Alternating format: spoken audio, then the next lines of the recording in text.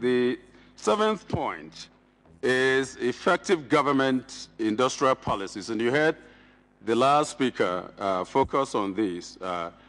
Government institutional support in this sense is very, very important. I remember while I was studying in the United States in the late 70s, early 80s, you kept hearing about coup d'etats upon coup d'etats and whether we could get back home. I think that those influenced us to sell our skills, for me, first at the World Bank and then into the university system, where we compete rather efficiently. But that is very, very important. Government can't see businesses as the enemy of the state. The government must see businesses as partners who complement their strategic economic development goals.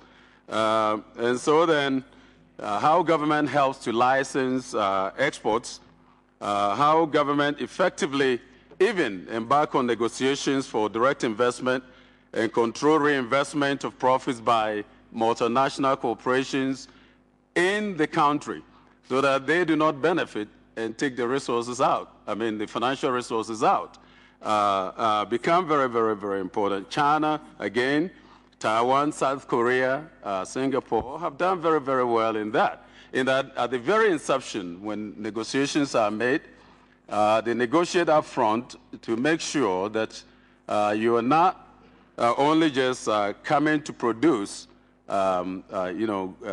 green shoots investment, but rather to engage in joint ventures and work with domestic producers. And then, of course, Africa needs to, at least at the regional economic community levels, establish regional export cartels.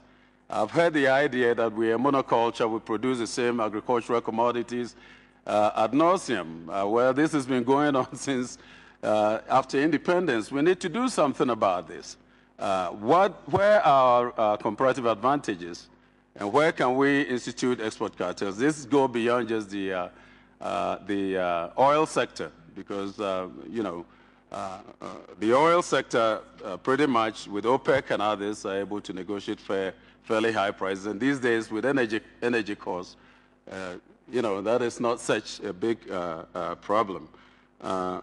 Also, government must provide fiscal incentives for investment in the priority sectors they identify strategically, and provide even concessional credit for favored industries where necessary. I'm not advocating that we pick winners. Of course, the Washington consensus always argues against that, but we know what has happened to our countries by listening to these ideas. The last one is to provide enabling sort of environment to support businesses through market incentives. I'm a free marketer, but I feel that Africa is constrained because we don't have the leveraging points to really negotiate fairly on the market. And so then governments, again, must see businesses as partners in getting this done. Providing incentives to produce wealth rather than engaging in what we call in economics rent-seeking. What part of the wealth that is already created we can gain. Look at the example in the United States, for example. In the last few years, in the last 30 years, we've worked ourselves into the service sector where we think more so about how we efficiently make our money work for us. And so we've moved from a production base into a knowledge-based, service sector-based economy. And it is creating massive unemployment. In Africa, the youth unemployment is a major issue. Look at what has happened with the Arab Spring.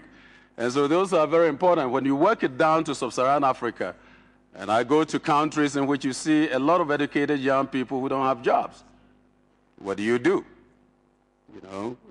Industries have to work with government to make sure that these are done. And then the last thing, under the last point of providing enabling environment to catalyze, to provide market incentives is for government to do what we always preach about, and that is to provide public goods.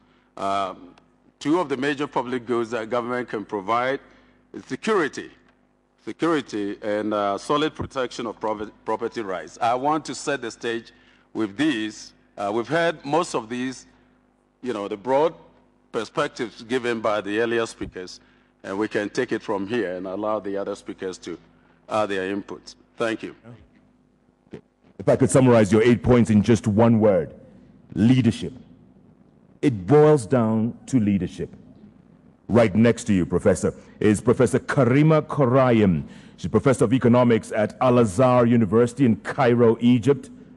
Professor, your thoughts? Yeah.